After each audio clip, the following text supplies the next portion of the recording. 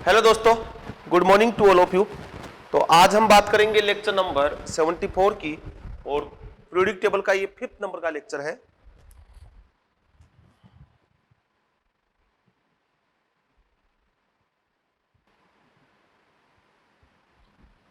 तो यहाँ जैसा लास्ट लेक्चर में हमने देखा था, रेडियाई का कंसेप्ट देखा था, atomic radii, covalent radii, metallic radii, van der Waals radii, कैसे हम ऑर्डर को डिसाइड करते हैं। साथ के साथ हमने पीरियोडिक टेबल में साइज देखा था, और साइज में जनरली कंसेप्ट ये निकल के आया था कि लेफ्ट टू राइट जाता हूं तो साइज डिक्रीज होता है, टॉप टू बॉटम जाता हूं तो साइज इंक्रीज होता है। डी ब्लॉक की और एफ ब्लॉक की साइज की हम ब्लॉक वाइज जब स्टडी करेंगे तब हम उनकी बात करेंगे। जैसा आपको आगे इधर स्क्रीन पे नजर आ रहा है कि आज का जो टॉपिक रहेगा वो रहेगा आयनाइजेशन एनर्जी और इलेक्ट्रॉन एफिनिटी। तो आयनाइजेशन एनर्जी मैंने हेडिंग डाल रखी है, मतलब मैं ये वाला टॉपिक स्टार्ट करने वाला हूं। आयनाइजेशन एनर्जी को IE से रिप्रेजेंट करते हैं, या इसको IP भी बोलते हैं, ionization potential.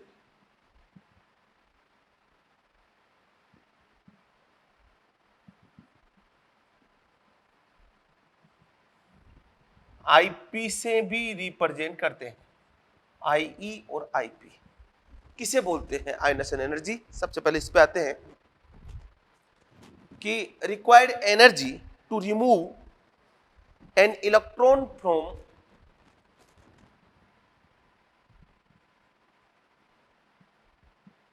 required energy to remove an electron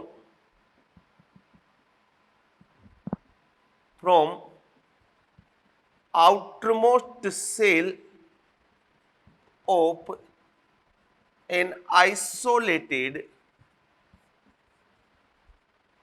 gaseous atom। किसी भी आइसोलेटेड गैसेस एटम से इलेक्ट्रॉन निकालने के लिए जो एनर्जी हम देते हैं उसका नाम है आयनाइजेशन एनर्जी। कैसे समझेंगे इसको कि मान लो ये कोई भी एटम है, गैसेस स्टेट में होना चाहिए, ये इसका न्यूक्लियस है और यहाँ पे ये इलेक्ट्रॉन प्रेजेंट है। अब हमें पता है इस इलेक्ट्रॉन और इस न्यूक्लियस के बीच में अट्रैक्शन हो रहा है, तो इस इलेक्ट्रॉन को रिमूव करने के लिए, मतलब ये A है, इस A को A+ में ले जाने के लिए मुझे ये इलेक्ट्रॉन निकालना पड़ेगा, और ये इलेक्ट्रॉन निकालूंगा तो इस न्यूक्लियस और इस इलेक्ट्रॉन के बीच में जो अट्रैक्शन है उसको तोड़ने के लिए एनर्जी की रिक्वायर्ड होगी, और ये जो एनर्जी मैं इस तोड़ने के लिए दूंगा उसी का नाम है आयनाइजेशन एनर्जी।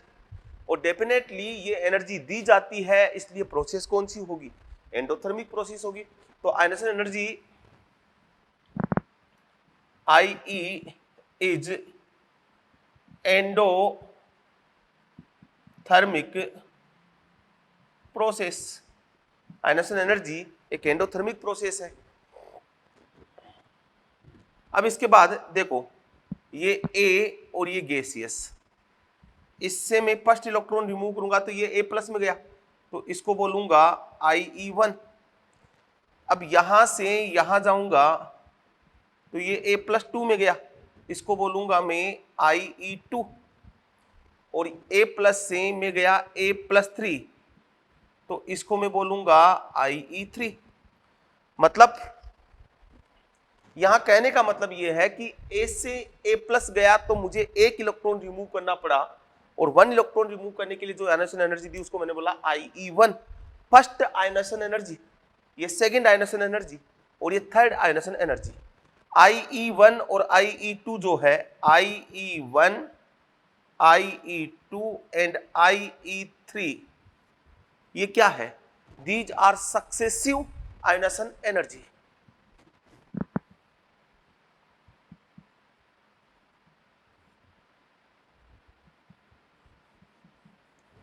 अब देखो, ये सक्सेसिव आयनाइजेशन एनर्जी है, और डेफिनेटली यहां एनर्जी दी जा रही है तो प्रोसेस कौन सी आएगी, एंडोथर्मिक प्रोसेस आएगी। इसलिए मैंने बोला ionisation energy is endothermic process because यहां एनर्जी हम दे रहे हैं। अब यहां पे मैं बात करता हूं कि IE1 जो है वो है first ionisation energy of A, IE2 जो है वो है second ionisation energy of A, IE3 जो है वो है थर्ड आयनेशन एनर्जी ऑफ ए। मतलब थर्ड इलेक्ट्रॉन रिमूव करने के लिए रिक्वायर्ड एनर्जी, ए से थर्ड इलेक्ट्रॉन रिमूव करने के लिए रिक्वायर्ड एनर्जी। IE1 का मतलब, IE2 का मतलब क्या है, required energy for removing second electron from A.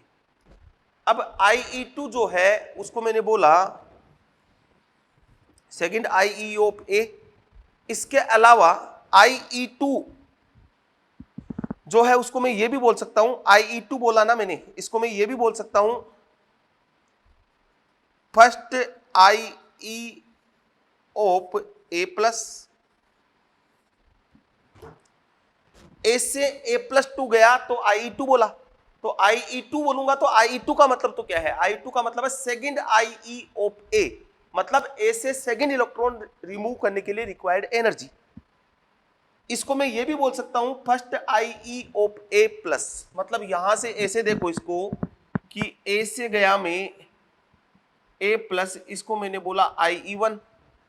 अब ए प्लस से A+2 गया तो इसको बोलूं IE2 या फिर IE1 ऑफ ए प्लस।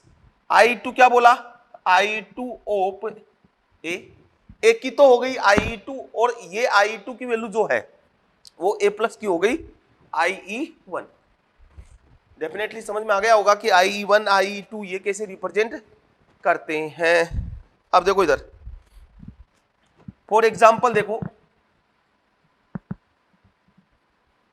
जैसे ए से A+ गया, ये गैसियस, ये गैसियस, A+ से A+2 गया, ये भी गैसियस, ये भी गैसियस, A+2 से A+3 गया, ये भी गैसियस और ये भी गैसियस। ठीक है, ए से A+ गया तो यहां हमें जो एनर्जी देनी पड़ी वो है IE1, ये है IE2 और ये है IE3। मान लो ये 100 है, ये 200 है और ये 300 है। ठीक है, तो मैं स्टेटमेंट बोलूंगा कि IE2 ऑफ ए इज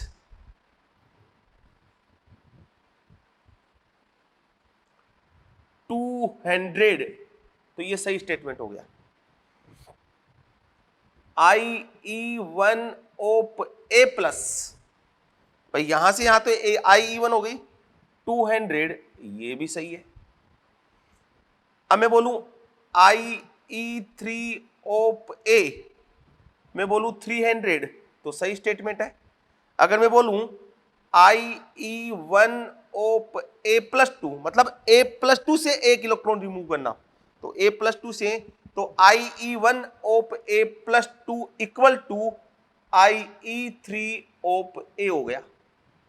ठीक है, ऐसे ये कंसेप्ट आपको समझ में आना चाहिए। तो IE1 IE2 किसको बोलते हैं समझ में आ गया। अब इसके बाद टोटल एंथैल्पी चेंज क्या होता है वो देखें। डेफिनेशन बता दी, डेफिनेशन का सीधा सा कंसेप्ट है रिमूविंग इलेक्ट्रॉन। आपको इलेक्ट्रॉन रिमूव करने के लिए कितनी एनर्जी की रिक्वायर्ड होती है उसको हम आयनेशन एनर्जी कहते हैं।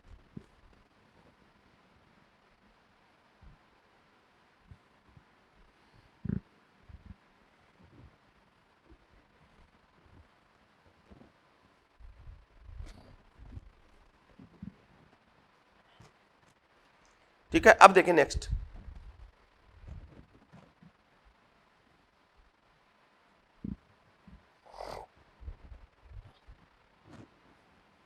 डेल एच का मतलब है टोटल एंथैल्पी चेंज। जैसे ए सॉलिड से एक गैसियस गया, तो ए सॉलिड से ए गैसेस गया, तो यहां जो एनर्जी हमें देनी पड़ी सॉलिड को गैसेस में, उसको आपने पढ़ा होगा डेल एच एटोमाइजेशन, या फिर बोल सकते हैं डेल एच सब्लिमेशन।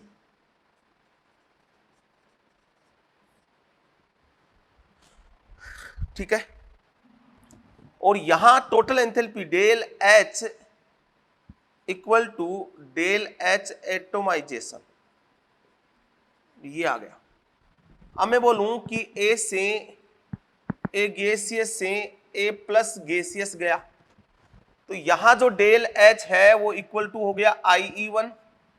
बट अगर मैं बोलूं ए सॉलिड से ए प्लस गया, तो यहां डेल एच क्या होगा, देखो कैसे, सॉलिड से डायरेक्ट तो गैसेस में गया नहीं है, पहले सॉलिड से ए प्लस में गया होगा, तो यहां क्या दिया आपने डेल एच एटोमाइजेशन, फिर ए प्लस ए गैसेस में गया होगा, फिर ए से यहां IE1 ली होगी, तो यहां डेल एच इक्वल टू हो गया, यहां डेल एच इक्वल टू हो गया del H atomisation plus IE1। अब मैं बोलूं कि ए से में गया ए प्लस टू, ए गैसियस से ए प्लस टू गैसियस गया, तो डायरेक्ट तो गया नहीं होगा, पहले तो ए गया होगा ए प्लस में, तो यहां आपने IE1 दी, फिर ए प्लस से ए प्लस टू में गया होगा, तो यहां आपने IE2 दी, तो यहां डेल एच इक्वल टू क्या हो गया, टोटल एंथैल्पी चेंज हो गया IE1 प्लस IE2। ऐसे अगर मैं बोलूं कि मैं गया ए सॉलिड से और ए प्लस 4 गैसियस में, तो यहां डेल एच क्या हो गया, पहले सॉलिड से गैसियस में गया तो डेल एच एटोमाइजेशन, फिर ये पहले गया गैसियस में, फिर ये ए प्लस में, फिर ए प्लस 2 में, फिर ए प्लस 3 में, और उसके बाद ए प्लस 4 में, तो यहां तो डेल एच एटोमाइजेशन, फिर यहां IE1, IE2, IE3 और यहां IE4, तो इस रिएक्शन के लिए डेल एच हो गया del H atomisation IE1 plus IE2 plus IE3 और IE4, ये वाला हो गया। जैसे ए प्लस 2 से मैं गया ए प्लस 4 गैसियस, तो यहां डेल एच इक्वल टू क्या हो गया IE3 प्लस IE4, क्योंकि प्लस 2 से पहले गए प्लस 3 में, तो थर्ड इलेक्ट्रॉन रिमूव किया तो IE3, फिर यहां से गए फोर्थ इलेक्ट्रॉन तो IE4, तो डेल एच इक्वल टू इस रिएक्शन के लिए हो गया ये वाला। ये अगर न्यूमेरिकल टाइप प्रॉब्लम आती है तो आप कर सकते हो, होपफुली समझ में आ गया होगा। अब इसके बाद हम बात करेंगे कि आयनेशन एनर्जी को कौन से फैक्टर इफेक्ट करते हैं।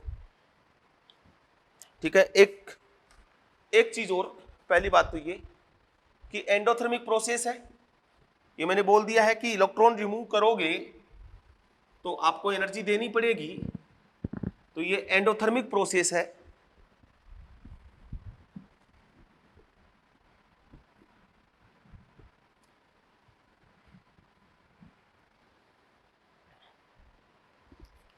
अब यहां मैं ये बोल रहा हूं कि IEN प्लस 1, IEN प्लस 1 और IEN, ये जो है वो कभी भी ना तो कम होगी ना बराबर होगी। मतलब हायर आयनेशन एनर्जी की वैल्यू ऑलवेज ग्रेटर होती है लोअर आयनेशन एनर्जी से।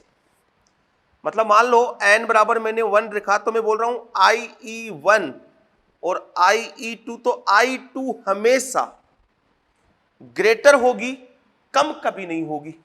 मतलब ऐसा कभी नहीं होगा IE1 is greater than IE2, never, कभी भी नहीं होगा, गलत है ये, नेवर, कभी नहीं होगा। कहने का मतलब ये है कि higher ionisation energy have always greater value than lower ionisation energy. IE1 से बड़ा होगा IE2, IE2 से बड़ा होगा IE3, IE3 से बड़ा होगा IE4। मतलब अगर आप फर्स्ट इलेक्ट्रॉन निकालोगे और फिर सेकेंड इलेक्ट्रॉन निकालोगे तो ज्यादा एनर्जी देनी पड़ेगी।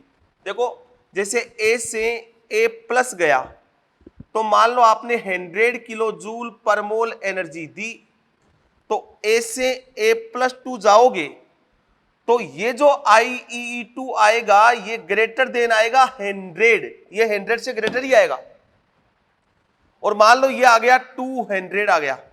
अब आपने गए A+3, तो A+3 में ये वैल्यू जो आएगी IE3 की value always greater than 200, always 200 से ज्यादा आएगी, मतलब मान लो 300 आई है, तो कभी भी कम नहीं आएगी, क्योंकि ए से पहला इलेक्ट्रॉन ए से A+ रिमूव किया, फिर A+ से A+2 गया, तो इधर से इधर जा रहा हूं, तो जेड इफेक्टिव क्या हो रहा है, इंक्रीज हो रहा है। क्यों हो रहा है? पॉजिटिव चार्ज क्या हो रहा है, इंक्रीज हो रहा है, और पॉजिटिव चार्ज इंक्रीज होगा, जेड इफेक्टिव इंक्रीज होगा, तो इलेक्ट्रॉन पे अट्रैक्शन बढ़ेगा, अट्रैक्शन बढ़ेगा तो निकालने के लिए एनर्जी ज्यादा देनी पड़ेगी, मतलब IE इंक्रीज होगी, ये ध्यान रखना। ऑलवेज होगा, ऐसा पूछ लेगा कि किस एलिमेंट की IE1 की वैल्यू IE2 से ज्यादा है, तो ऐसा कोई एलिमेंट नहीं है जिसमें लोअर आयनेशन एनर्जी की वैल्यू ज्यादा हो। ठीक है, ये रिलेशन आप ध्यान रखोगे। इसका मतलब समझ में आता है ना कि IEN+1 ना तो कम होगी ना बराबर होगी, कभी भी नहीं होगी। ये होगा IEN+1 is always greater than IEN, ये ऑलवेज होगा।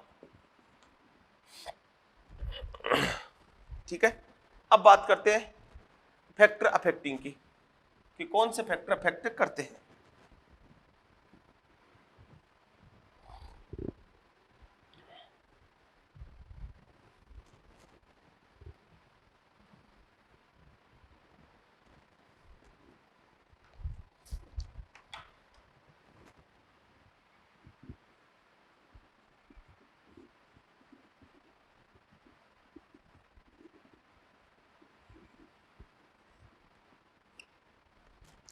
फैक्टर अफेक्टिंग आयनेशन एनर्जी, तो पहला है जेड इफेक्टिव बढ़ेगा तो आयनेशन एनर्जी बढ़ेगी, जेड इफेक्टिव बढ़ेगा तो आयनेशन एनर्जी बढ़ेगी। दूसरा, ionisation energy inversely proportional to size, ionisation energy size बढ़ेगी तो इलेक्ट्रॉन पे अट्रैक्शन कम हो जाएगा, इलेक्ट्रॉन को निकालना इजी हो जाएगा, हमें कम एनर्जी देनी पड़ेगी, तो साइज बढ़ने पे आयनेशन एनर्जी कम हो जाती है।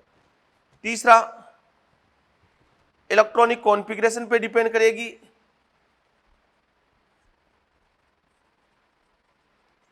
मतलब यदि स्टेबल कॉन्फ़िगरेशन है तो उससे इलेक्ट्रॉन निकालोगे तो डेफिनेटली हमें ज्यादा एनर्जी देनी पड़ेगी, और अगर वो इलेक्ट्रॉन देने के बाद स्टेबल हो रहा है तो वो जल्दी से इलेक्ट्रॉन बाहर आ जाएगा, हमें कम एनर्जी देनी पड़ेगी क्योंकि वो स्टेबल हो रहा है, तो इलेक्ट्रॉनिक कॉन्फ़िगरेशन पे डिपेंड करेगी। फिर ये बोला ऑक्सीडेशन स्टेट, ऑक्सीडेशन स्टेट मतलब इन पॉजिटिव इंक्रीज, तो आयनेशन एनर्जी भी क्या हो जाएगी, इंक्रीज हो जाएगी, क्योंकि पॉजिटिव में ऑक्सीजन स्टेट इंक्रीज होता है तो जेड इफेक्टिव बढ़ रहा है, जेड इफेक्टिव बढ़ रहा है तो एनर्जी हमें ज्यादा देनी पड़ेगी। ये फैक्टर अफेक्टिंग है, पहली बात ये। दूसरा कंसेप्ट है ये ionisation energy, ionisation energy is directly proportional to positive charge, inversely proportional to negative charge. ये पता नहीं ये फॉर्मूला कब लगाते हैं, ये कब लगाते हैं, ये है for applicable for iso electronic and same element ion. ठीक है, जैसे I माइनस I प्लस और IE ऑर्डर, तो सबसे ज्यादा I प्लस का, फिर I का, फिर I माइनस का सबसे कम। ऐसे ही अगर मैं बात करूं S-2 P-3 Cal+3 sorry Ca+2 potassium, और इनका मैंने बोला आर्गन, और इनका बोला आयनेशन एनर्जी। तो सबसे ज्यादा Ca+2 का, फिर K+ का, फिर आर्गन का, फिर S-2 का, फिर P-3 का। ये फॉर्मूला जब भी ऐसा लिखो ना पॉजिटिव चार्ज, तो ये कभी तब लगाना है जब सेम एलिमेंट आयन हो या फिर आइसोइलेक्ट्रॉनिक स्पीशीज हो। तो आयनेशन एनर्जी का कंसेप्ट समझ में आ गया। अब हम बात करते हैं ionisation energy in periodic table, कि पीरियोडिक टेबल में कैसे चेंज होती है।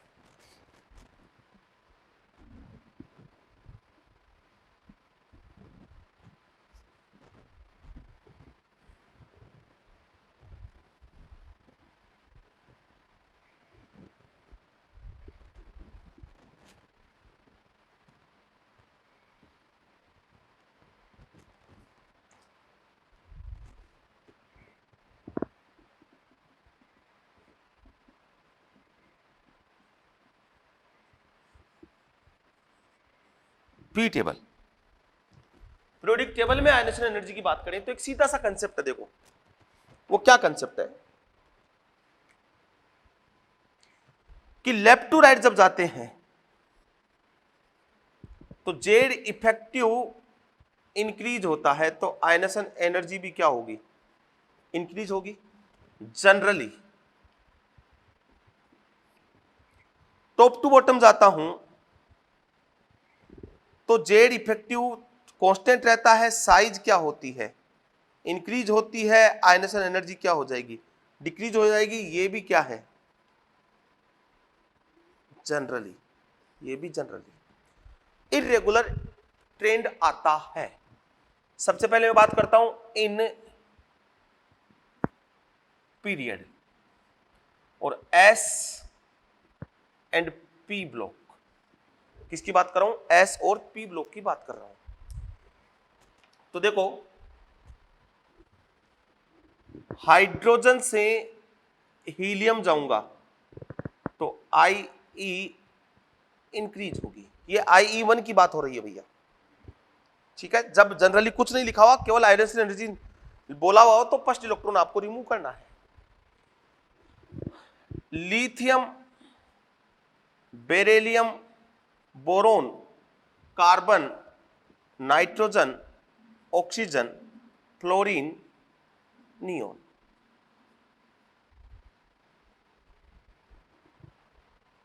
तो यहां अगर मैं बात करूं sodium, magnesium, aluminium, silicon, phosphorus, sulphur, chlorine, argon, मैंने बोला लेफ्ट टू राइट इंक्रीज होती है। तो ये तो है फर्स्ट ए, ये second A, third A, fourth A, 5A, 6A, 7A और ये 8, यही है 8 सॉरी 0, ये वाला ही है। अब हम क्या करेंगे कि मैंने बोला इंक्रीज होता है, तो देखो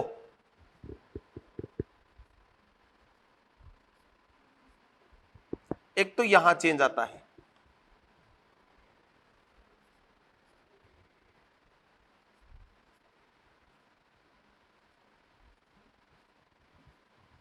एक यहां चेंज आता है।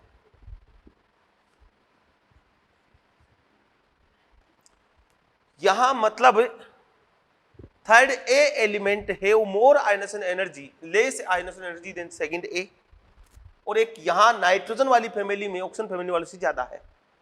ये 5A ग्रुप है, ये 6A ग्रुप है। ग्रुप नंबर में ऑलरेडी आपको बता चुका हूं और आपको आता भी होगा। बेरिलियम, मैग्नीशियम, एल्यूमिनियम,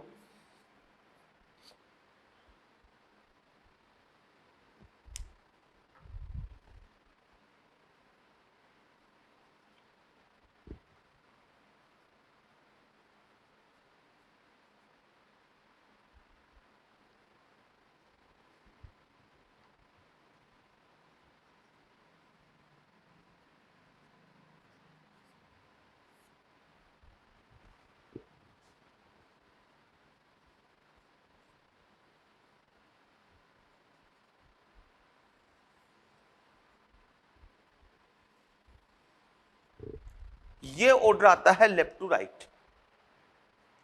मतलब यहां तो हुआ second A group element have more ion, भाई लेफ्ट टू राइट इंक्रीज बोल रहा हूं, तो यहां इंक्रीज नहीं हुई ना, यहां बेरिलियम की ज्यादा हो गई, यहां मैग्नीशियम की ज्यादा हो गई, यहां इसकी ज्यादा हो गई, फिर वापस आगे गया तो नाइट्रोजन की ज्यादा हो गई, फॉस्फोरस की ज्यादा, लेफ्ट टू राइट कहां इंक्रीज हुई। तो ये जनरली क्यों बोला कि इरेगुलर ऑर्डर है, रेगुलर ऑर्डर नहीं है, ऑलवेज इंक्रीज नहीं होती है, यहां चेंज आता है।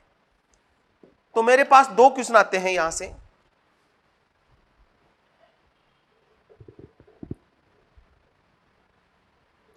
अब समझना भैया, इसको कैसे क्वेश्चन को हम करेंगे, और इसको भी मैं मिटा देता हूं, ये लो।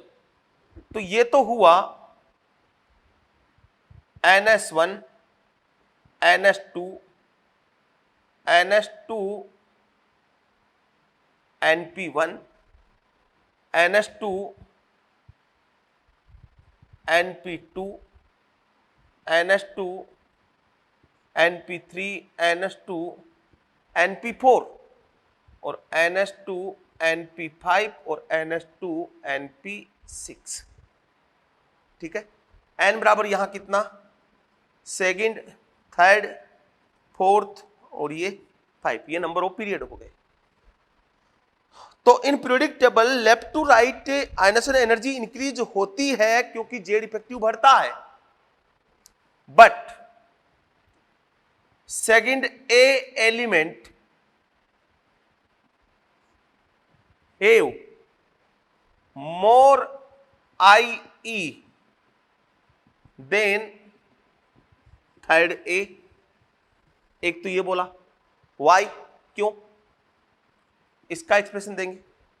एक हमने ये देखा कि 5A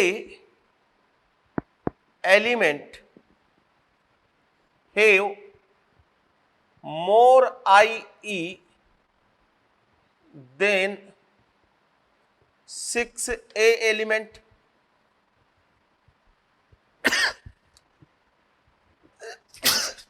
वाई, ये दो क्वेश्चन अपने पास है। उसके बाद यहां से हम एक ऑर्डर डिसाइड करेंगे।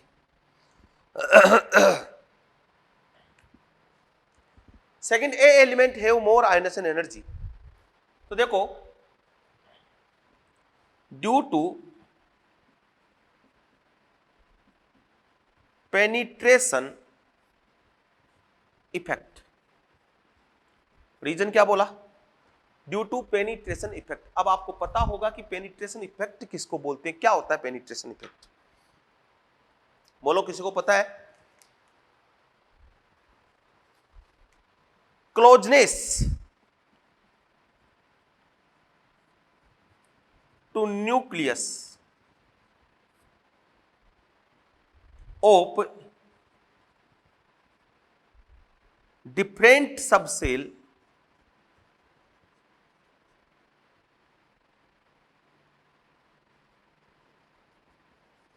Of same shell.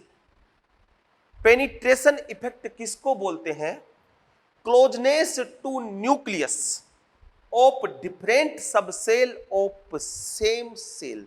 मतलब एक ही सेल के डिफरेंट सबसेल हो, सबसेल किसको बोलते हैं, SPDF, ये सबसेल है।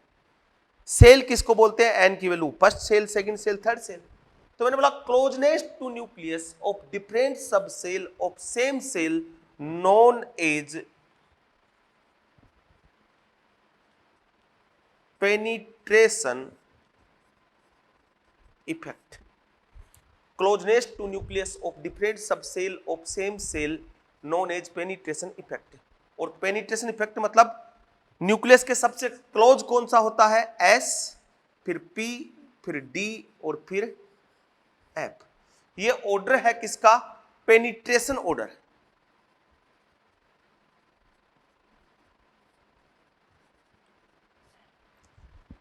न्यूक्लियस के सबसे क्लोज कौन होता है, S। बट पेनिट्रेशन इफेक्ट तभी अप्लाई करना है जब ये सेम सेल के हों। जैसे बेरिलियम की आयनाइजेशन एनर्जी बोरोन से ज्यादा है, तो देखो बेरिलियम क्या है 2s2, बोरोन क्या है 2s2 2p1। तो यहां सेल कौन सा है? सेकेंड। बट यहां से electron remove from 2s, electron remove from 2s, और यहां इलेक्ट्रॉन रिमूव फ्रॉम 2p। भाई सेल तो सेम ही है ना, सेल तो सेकंड है। अब सेकंड सेल के बेरिलियम में इलेक्ट्रॉन निकालूंगा s से, और यहां से इलेक्ट्रॉन निकालूंगा p से। ये पेनिट्रेशन इफेक्ट का मतलब सेम सेल के होने चाहिए, सेम सेल के डिफरेंट सब सेल। सेल सेकंड है, सब सेल इसका इलेक्ट्रॉन s से जा रहा है, इसका इलेक्ट्रॉन p से जा रहा है। अब न्यूक्लियस के क्लोज कौन सा है? s क्लोज है। तो यहां से हमें इलेक्ट्रॉन निकालने के लिए एनर्जी ज्यादा देनी पड़ेगी। तो ये जाएगा Be प्लस में, ये जाएगा B प्लस में, ये IE1 और ये IE1।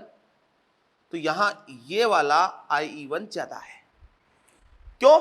रीजन क्या है? Due to penetration effect. कोई फुली फील्ड कॉन्फ़िगरेशन का कंसेप्ट नहीं है, सेम सेल के होने चाहिए। अब बोरॉन और कार्बन में नहीं लगेगा, बोरॉन और कार्बन में पेनिट्रेशन इफेक्ट नहीं लगेगा, क्योंकि दोनों का सेल सेकंड है, और इसमें भी पी से, इसमें भी पी से, तो सेम सेल से, सेम सब सेल से जा रहे हैं।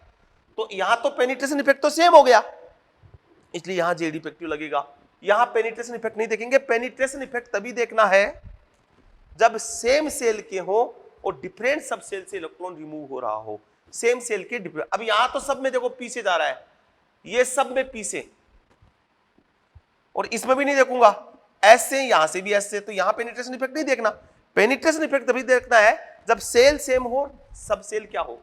डिफरेंट हो। तो closeness to nucleus of different subshell of same shell known as penetration effect. इसलिए second A element have more ionisation energy than third A. Why? Reason बोला due to penetration effect. Reason बोल दिया, पूछता है penetration effect, इसका reason है। 5 element है, तो देखो 5A है NH2 NP3, और ये है NH2 NP4। ये तो है 5A और ये है 6A। यहां से इलेक्ट्रॉन हटाओगे, एक इलेक्ट्रॉन हटाओगे तो आएगा NH2 NP2। Electron removing from fully filled configuration, half filled configuration. तो यहां रीजन ये है 5A group element have stable half filled configuration. 5A group element have stable half filled configuration to remove due to this required high ionization energy for removing electron। But ये केवल यहां से ही comparison होगा, ऐसा नहीं है कि नाइट्रोजन की आप फ्लोरीन और नियोन से भी ज्यादा कर दो। ना जी ना, ऐसा नहीं होगा। ये बात हुई लेफ्ट टू राइट पीरियड में, समझ में आ गया। अब देखो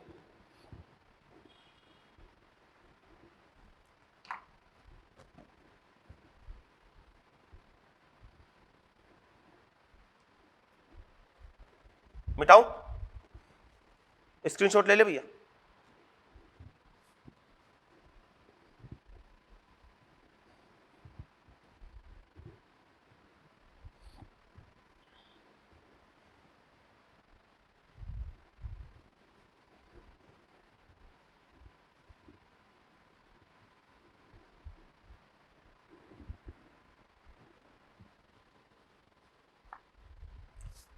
How to decide order of IE1, IE2 and IE3?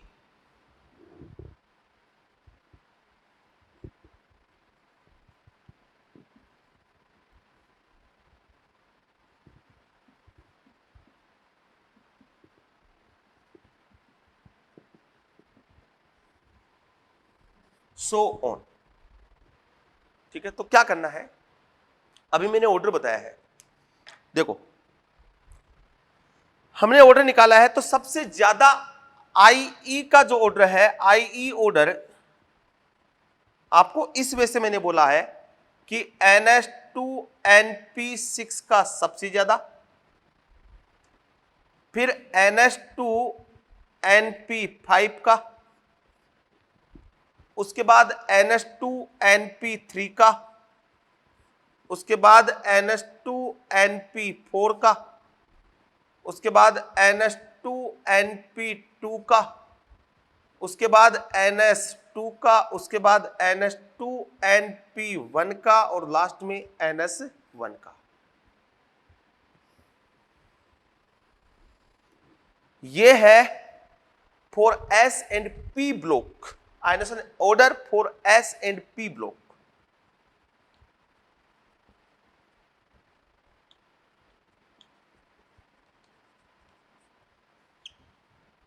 Ionisation energy order for S and P block element के लिए ये ऑर्डर हमने डिसाइड किया है। अब इस ऑर्डर को हम अप्लाई कैसे करेंगे? ठीक है, तो देखो, calculate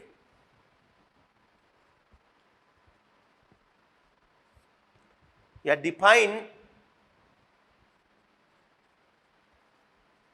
order of IE1 and IE2 for second period element. तो सेकंड पीरियड एलिमेंट कौन से हुए? Lithium, beryllium, boron, carbon, nitrogen, oxygen, fluorine और नियोन। यही हुए ना, यही हुए। अब IE1 तो हमें पता है, क्योंकि ये कॉन्फ़िगरेशन क्या है? NH2NP6, NH2NP5, NH2NP4, NH2NP3, NH2NP2, NH2NP1 और NH2 और NS1। तो यहां IE1 का ऑर्डर निकालना है। तो सबसे पहले NH2NP6 वाले का मतलब नियोन, उसके बाद 5 वाले का मतलब फ्लोरीन, उसके बाद 3 वाले का मतलब नाइट्रोजन, उसके बाद ऑक्सीजन। उसके अकॉर्डिंग अरेंज कर रहा हूं, कार्बन, बेरिलियम, बोरोन और लिथियम। ये IE1 का ऑर्डर आ गया। अब आपको ऑर्डर निकालना है IE2 का। IE2 का मतलब एक इलेक्ट्रॉन तो ऑलरेडी दे चुका है, एक इलेक्ट्रॉन तो ऑलरेडी दे चुका है। IE2 का मतलब नियोन पहले चला गया, एक इलेक्ट्रॉन ये ऑलरेडी दे चुका है IE1 से, और ये कन्वर्ट हो गया NH2NP5 में, और ये कन्वर्ट हो गया, ये वाला फ्लोरीन कन्वर्ट हो गया NH2NP4 में, ये कन्वर्ट हो गया NH2NP3 में, और ये कन्वर्ट हो गया NH2NP2 में, और ये कन्वर्ट हो गया NH2NP1 में, और ये कन्वर्ट हो गया NH2 में, क्योंकि एक इलेक्ट्रॉन तो दे चुका है ना, IE2 का ऑर्डर निकालना है, और ये कन्वर्ट हो गया NS1 में, और ये लिथियम कन्वर्ट हो गया N-1s2 में। क्यों? क्योंकि लिथियम का एटॉमिक नंबर था 3, एक इलेक्ट्रॉन IE1 में जा चुका है, दूसरा तो लिथियम 3 से 2 पे आ गया। अब 2 मतलब आपने यहां से क्या लिया ना, Li, और यहां गया Li प्लस, तो ये तो IE1 हो गया। अब यहां जा रहे हो Li+2 में, तो IE2 तो ये हुआ ना, तो यहां इसके पास कितने इलेक्ट्रॉन थे? 3, यहां कितने हो गए? 2 का मतलब यहां तो था ये NS1, मतलब 2s1, और 2 का मतलब आते हैं ये क्या हो गया? 1s2 हो गया क्या? क्योंकि 2 एटॉमिक नंबर किसका है? हीलियम। तो सबसे ज्यादा IE2 तो होगी लिथियम की। क्यों होगी लिथियम की? क्योंकि ये इसका ये टॉप टू बॉटम मतलब हीलियम हो गया, इनर्ट गैस कॉन्फ़िगरेशन हो गया, तो यहां सबसे ज्यादा तो होगी Li की। ये IE2 का ऑर्डर चल रहा है। फिर NH2NP6, NH2NP6 नहीं है, NH2NP5 में कौन चला गया? नियोन, तो फिर नियोन। उसके बाद NH2NP3, NH2NP3 में हमारे पास कौन चला गया था? ऑक्सीजन। फिर NH2NP4, NH2NP4 में कौन आ गया? फ्लोरीन। फिर NH2NP2 कौन आ गया? नाइट्रोजन। फिर NH2 में कौन चला गया? बेरिलियम। फिर उसके बाद NH2, एक मिनट, NH2NP1 में कौन चला गया? बोरोन। ये 1 है।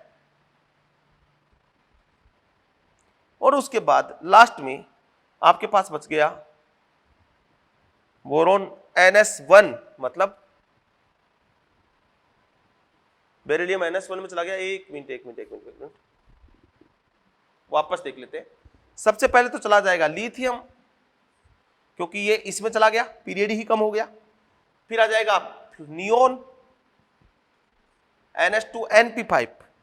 फिर NH2NP3 में ऑक्सीजन। फिर NH2NP4 में चला गया था फ्लोरीन। फिर आ गया NH2NP2 कार्बन। फिर NH2 में चला गया बेरिलियम नहीं, NH2 में चला गया बोरोन। फिर हो गया NH2NP1, इसमें आ गया कार्बन। पहले एक मिनट, गड़बड़ कैसे हो रहा है? फ्लोरीन तक आ गए, NH2NP4 तक आ गए। NH2NP2 किसका बना? नाइट्रोजन का। फिर NH2 किसका बना? बोरोन का। और फिर NH2NP1 किसका बना? वो बना कार्बन का। फिर लास्ट में कौन बचा? NS1 कौन चला गया? बेरिलियम। ये आएगा IE2 का ऑर्डर, मतलब एक एक एटॉमिक नंबर पीछे चले जाना है आपको। क्लियर? इसी ऑर्डर से आपको सारे क्वेश्चन करने हैं। अब मैं एक क्वेश्चन और करा देता हूं, फिर उसके बाद आ जाएगा समझ में। ठीक है, देखो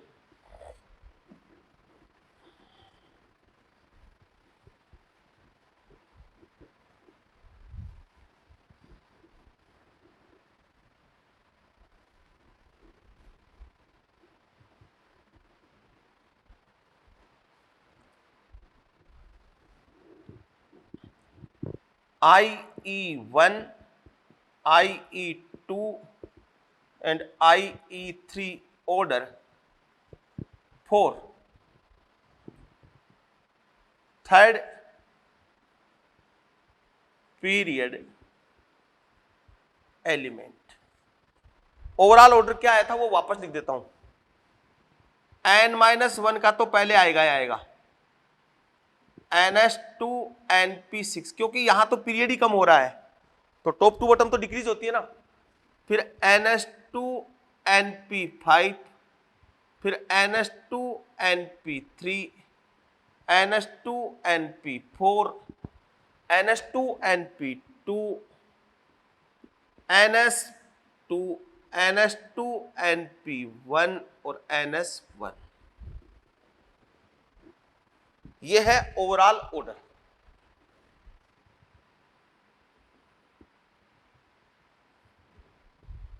ये वाला ओवरऑल ऑर्डर है। तो इसकी बात की मैंने, तो देखो इधर sodium, magnesium, aluminium, silicon, phosphorus, sulphur, chlorine, argon.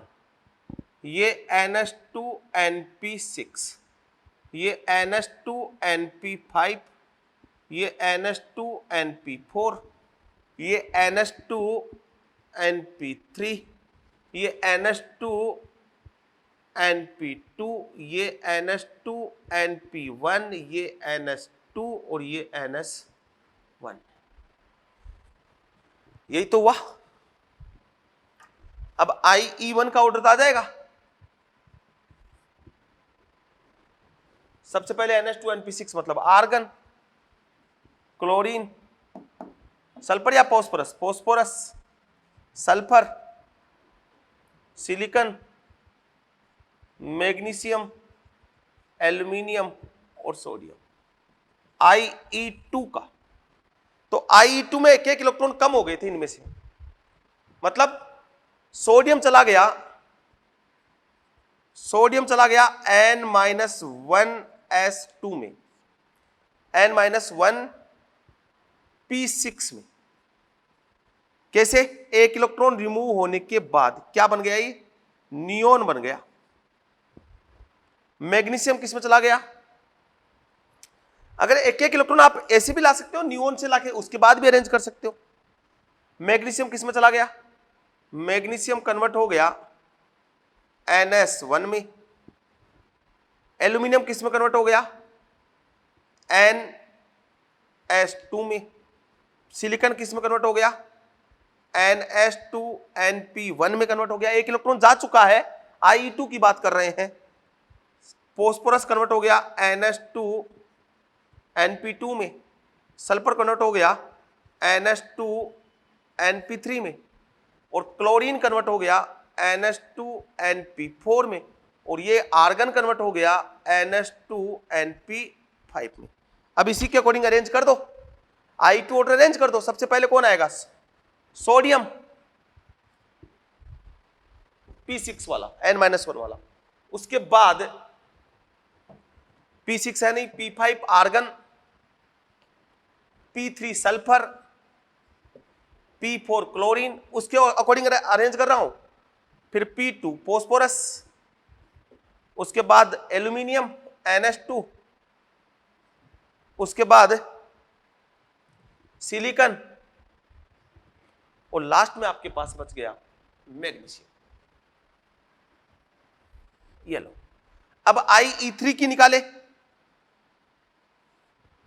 तो sodium, magnesium, aluminium, silicon, phosphorus, sulphur, chlorine, argon. अब Ie3 का मतलब 2 इलेक्ट्रॉन निकाल दो, सब में से 2 इलेक्ट्रॉन निकाल दो। तो सोडियम का था NS1, इसका कन्वर्ट हो गया N-1p5, मतलब सोडियम 11 था, 11 से आ गया ये फ्लोरीन पे, 9 वाला हो गया। इससे मैग्नीशियम वाले से 2 इलेक्ट्रॉन निकालोगे तो इसका हो जाएगा N-1p6। एल्यूमिनियम का निकालोगे 2 इलेक्ट्रॉन निकालने हैं, दोनों उठाए यहां से, तो NS2 चले गए, P1 और NS1 हो गया। सिलिकॉन से 2 निकाला तो NS2 हो गया। फोस्फोरस से 2 निकाला तो NS2NP1 हो गया। सल्फर से 2 निकाला तो NS2NP2 हो गया। क्लोरीन से 2 निकाला तो NS2NP3 हो गया। और आर्गन से 2 निकाला तो NS2NP4 हो गया। तो ये N-P6 और P5 पहले आएंगे, क्योंकि ये पीरियड चेंज हो गया है। तो सबसे पहले तो आएगा मैग्नीशियम, उसके बाद कौन आएगा? सोडियम। Ie3 का ऑर्डर ये तो हो गए। अब इनको ऑर्डर को अरेंज कर दो उसके अकॉर्डिंग। इनमें पहले आएगा क्लोरीन, फिर सल्फर, उसके बाद सिलिकॉन और फास्फोरस में सिलिकॉन, उसके बाद फास्फोरस, और लास्ट में आ जाएगा एल्यूमिनियम। कौन सा रह गया? सोडियम आ गया, मैग्नीशियम आ गया, सोडियम आ गया, उसके बाद क्लोरीन, आर्गन रह गया ना।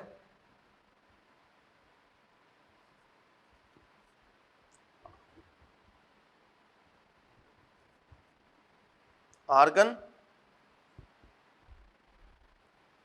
क्लोरीन आ गया, फिर सल्फर। ये लो। ऐसे आपको Ie1 Ie2 का ऑर्डर निकालना है। Ie2 का बोला था एक इलेक्ट्रॉन अपने आप पीछे हो जाओ, उसके बाद कॉन्फ़िगरेशन लिखो, एक इलेक्ट्रॉन कम करके, और उसके अकॉर्डिंग अरेंज कर लो। कोई क्वेश्चन गलत नहीं होगा इसी ऑर्डर से करोगे तो। खुद का दिमाग लगाओगे तो गलत हो सकता है, उसमें अपने दिमाग की खुद जिम्मेदारी रखे, मेरी कोई जिम्मेदारी नहीं है। मिटाऊं? तो ये बात हुई इसकी। अब ग्रुप में बात करते हैं।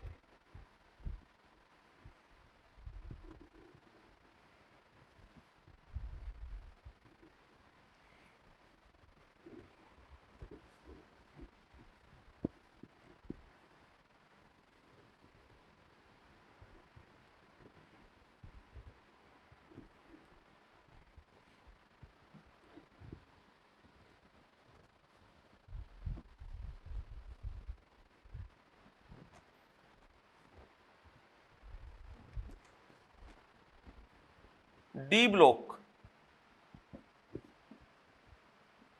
IE1 for 3D series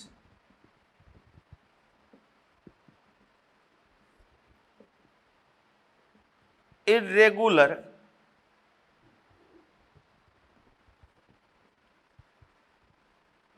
order।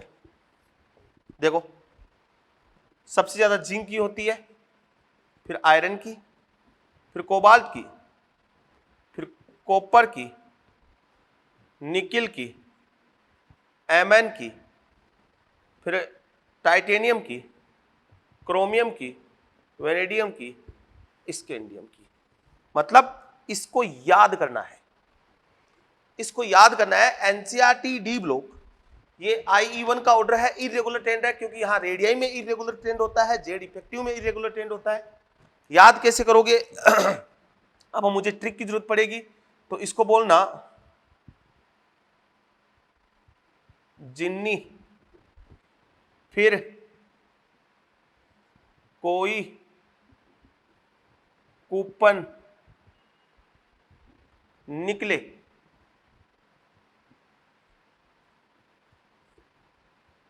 मानना टिक्कम करोड़पति।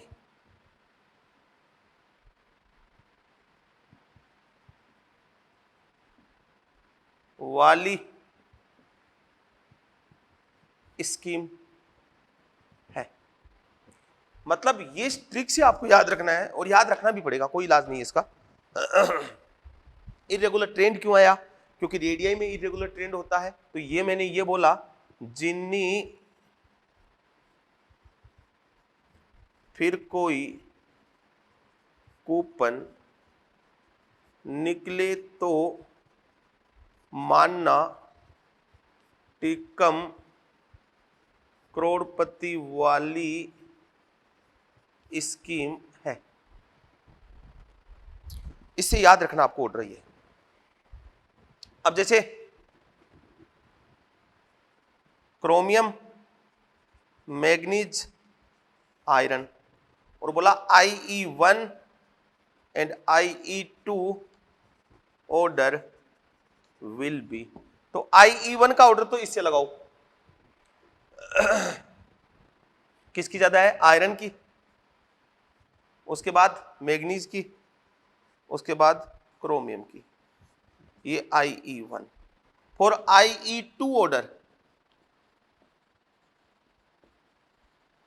Check configuration. क्या चेक करना है? कॉन्फ़िगरेशन चेक करना है। और वो कैसे चेक करेंगे? देखो क्रोमियम है, Mn है, और आयरन है। 3d5 4s1, 3d5 4s2, 3d5 3d6 4s2। IE2 का ऑर्डर निकालते, एक इलेक्ट्रॉन निकाल दो। क्रोमियम कन्वर्ट हो गया, ये कन्वर्ट हो गया 3d5 में, और ये कन्वर्ट हो गया एक एक इलेक्ट्रॉन निकालने के बाद। मैग्नीज कन्वर्ट हो गया 3d5 4s1 में। आयरन कन्वर्ट हो गया 3d6 4s1 में। अब सबसे ज्यादा एनर्जी कहां देनी पड़ेगी? क्रोमियम में। सेकेंड इलेक्ट्रॉन निकालूंगा तो Cr हैव्स मोर आयनेशन एनर्जी। रीजन क्या है? क्योंकि यहां से Cr+2 में जाऊंगा, ये Cr+ में आ गया, ये आ गया और ये आ गया। बट ये तो IE1 थी, हमें तो यहां से यहां का ऑर्डर चेक करना है। तो stable configuration, half field configuration electron निकालने के लिए ज्यादा एनर्जी देनी पड़ेगी। तो सबसे ज्यादा आएगी क्रोमियम की, फिर आयरन की, फिर मैग्नीज की। इसकी मिनिमम क्यों? क्योंकि after losing have low IE because IE2 because after losing electron gain stable half filled configuration। तो IE1 तो आयरन की ज्यादा है क्रोमियम से, IE2 क्रोमियम के ज्यादा है आयरन से, ये चीज बतानी है। ठीक है, ये बात डी ब्लॉक के कुछ की। अगर डी ब्लॉक में टॉप टू बॉटम जाएंगे तो भी ऑर्डर बहुत ज्यादा चेंज करेगा।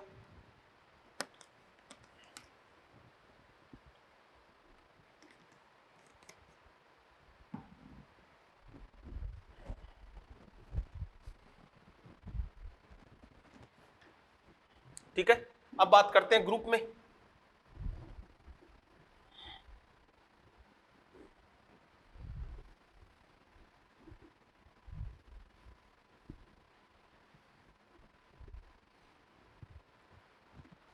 इन ग्रुप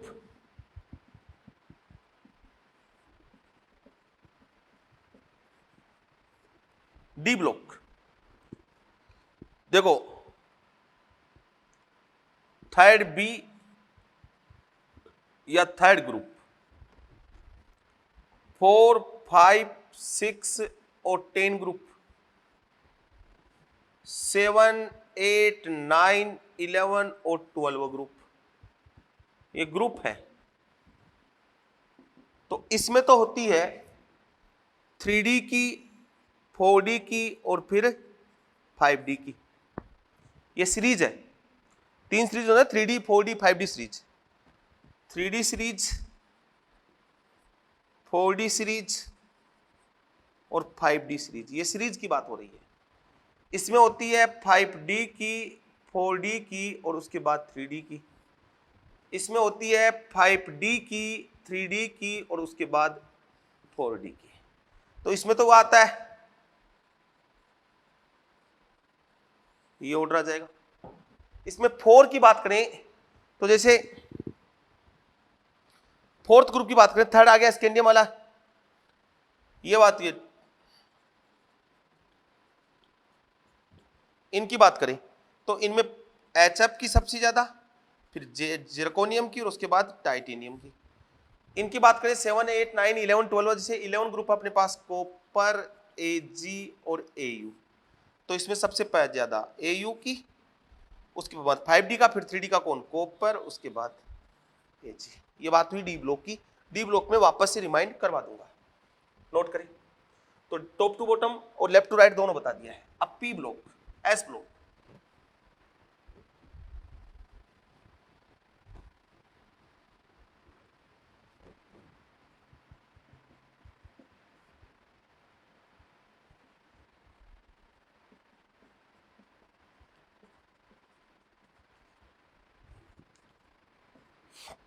एस ब्लॉक में top to bottom ionisation energy decrease होती है क्योंकि साइज इंक्रीज होती है, मतलब नो इरेगुलर ट्रेंड, कोई इरेगुलर ट्रेंड नहीं है।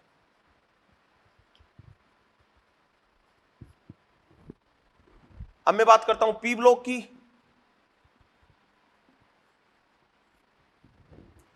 पी ब्लॉक में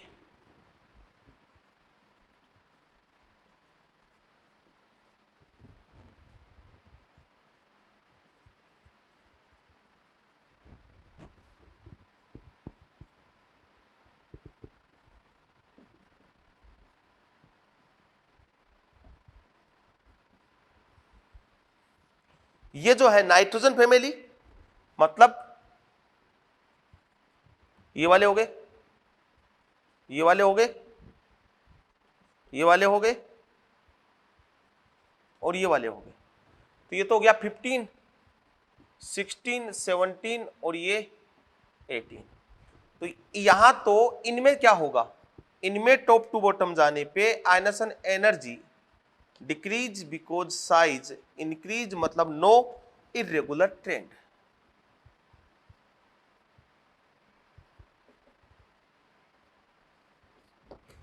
इन दोनों में चेंज आता है और मोस्ट इंपोर्टेंट भी दोनों यही है। बोरॉन फैमिली और कार्बन फैमिली में आयनसन एनर्जी का ऑर्डर पूछा जाता है, ये इंपोर्टेंट है। देखो बोरॉन की आयनसन एनर्जी जो आती है ना, वो आती है 800। एल्यूमिनियम की कम होगी, डेफिनेटली टॉप टू बॉटम कम होती है, 577, इसकी 579। इंडियम की आती है 558, और इसकी होती है 589। तो यहां से यहां डिक्रीज हुई, यहां से यहां बढ़ी, इंक्रीज हुई है due to transition contraction. Z effective यहां क्या हुआ, इंक्रीज हुआ।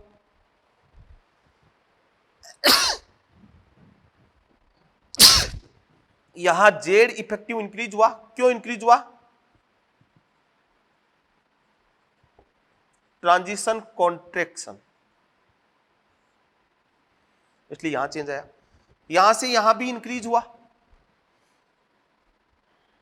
यहां क्या आया, लेंथेनोइड कॉन्ट्रैक्शन, इसलिए बोरोन फैमिली में ऑर्डर चेंज हुआ है।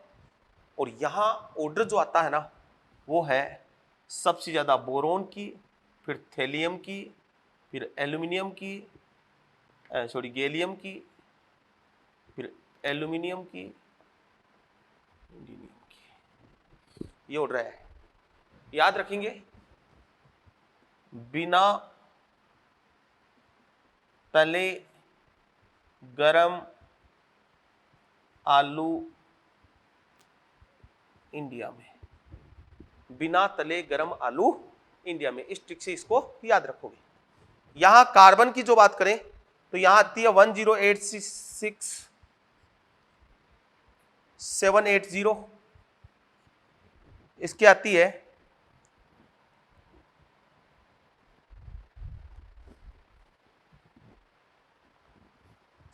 761708 5। तो यहां चेंज हुआ है, यहां से यहां क्या हुई है, इंक्रीज हुई है। तो सिंपल सा है, कार्बन, सिलिकॉन, जर्मेनियम, एसएन और पीबी, डिक्रीज डिक्रीज डिक्रीज, यहां क्या हो गई, इंक्रीज। लेड की ज्यादा होती है एसएन से। ये दोनों आपको अच्छी तरह से याद होना चाहिए। तो ये बात हुई आयनेशन एनर्जी की। इसके बाद आता है इसके application, application of ionisation energy. अब आयनेशन एनर्जी की एप्लीकेशन क्या है बेटाओ,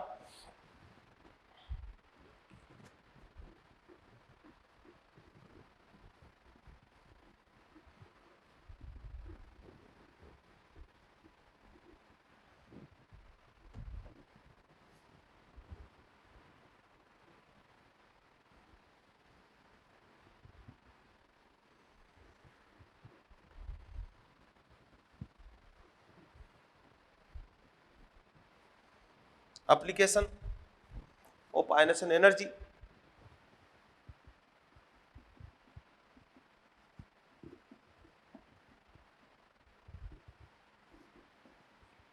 फर्स्ट एप्लीकेशन है इसका, if there is large difference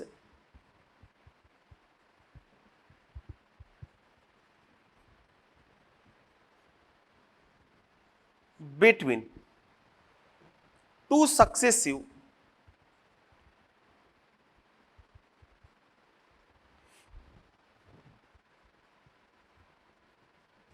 IEN plus 1 and IEN,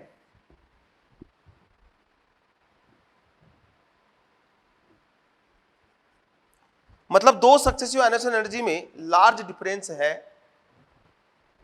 ठीक है, then atom have n valence shell electron.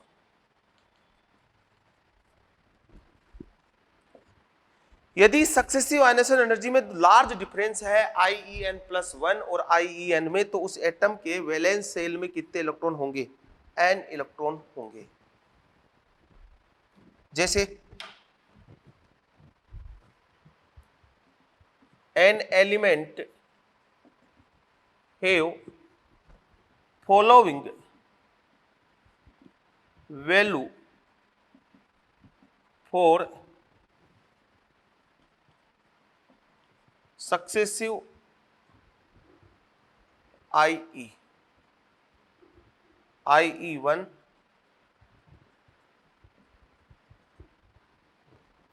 कोई भी एलिमेंट है उसकी सक्सेसिव आयनेशन एनर्जी की वैल्यू मान लो 165,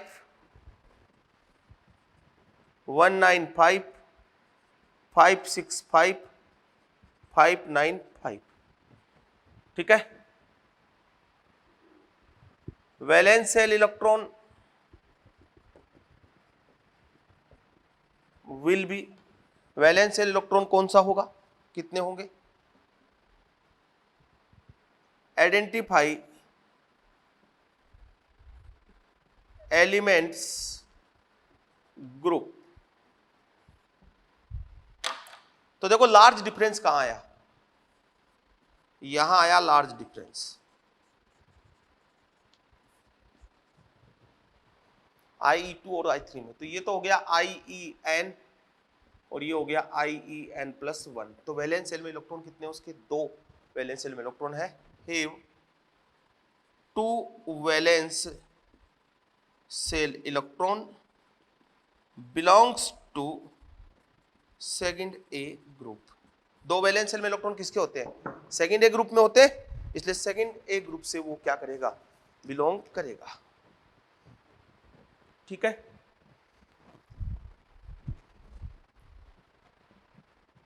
नेक्स्ट, ये ऐसे कुछ भी बोल सकता है, ऐसे बोल दे, an element have IE1 IE2 IE3 IE4 IE5 और यहां बोला 100 11 17 360 और 420। तो valence shell electron will be, यहां है क्या लार्ज डिफरेंस, ये IE3 हो गई और ये IE4 हो गया, मतलब ये IEN और ये IEN+1, तो 3। ठीक है, समझ में आ गई बात? तो ऐसे वैलेंस शेल इलेक्ट्रॉन कैलकुलेट कर सकते हैं। इसके आपको क्वेश्चन मिलेंगे मॉड्यूल में बहुत सारे।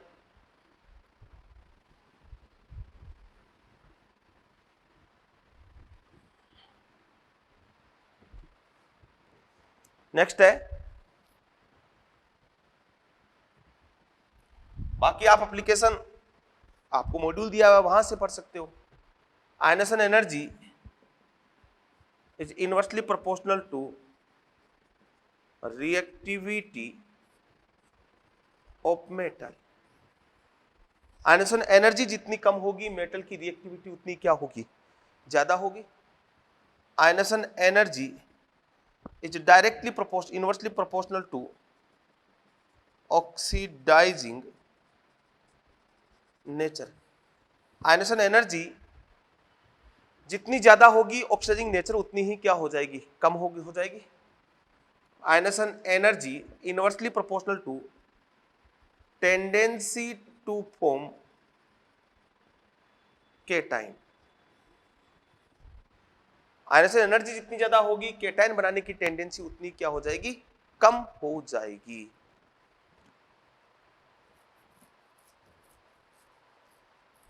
ठीक है, ये बात हुई आयनेशन एनर्जी की। नेक्स्ट लेक्चर में इलेक्ट्रॉन एफिनिटी और इलेक्ट्रॉन नेगेटिविटी, उसके साथ ही आपका चैप्टर क्या हो जाएगा? खत्म हो जाएगा। Thank you.